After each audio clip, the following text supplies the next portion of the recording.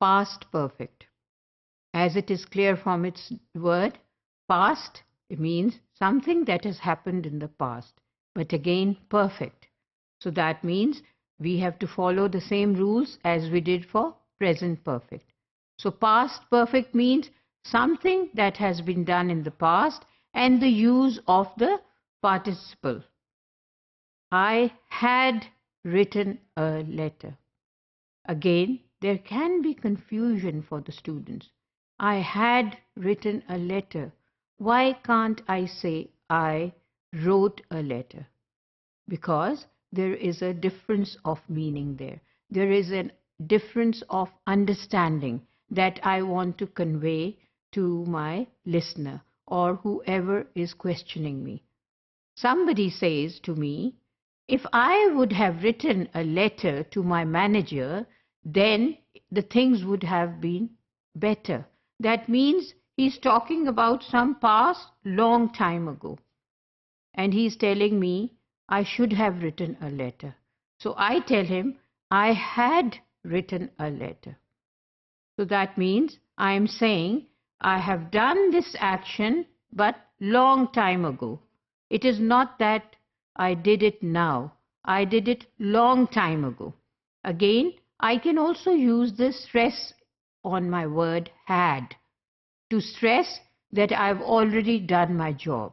For information's sake, I don't really need to stress on the word had. For example, I had written a letter. That means I am telling the other person, I know my job, I have done my duty, and I had written the letter. And sometimes I may say, without any stress on the word had, I had written a letter to inform the person, long time ago I had done this.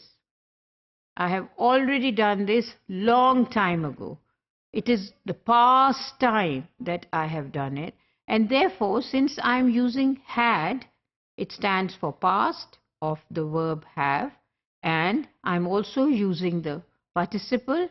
I had written a letter. So that means with the past tense, I'm using the participle and then it becomes past perfect. The meaning and purpose of using the past perfect is something or some action that has been done in the past, signifying that it was done with using a past participle or present participle that makes it present perfect or past perfect.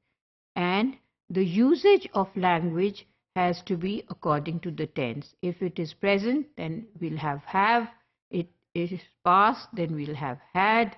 And the use of the participle would be there in order to make it an action which was carried on.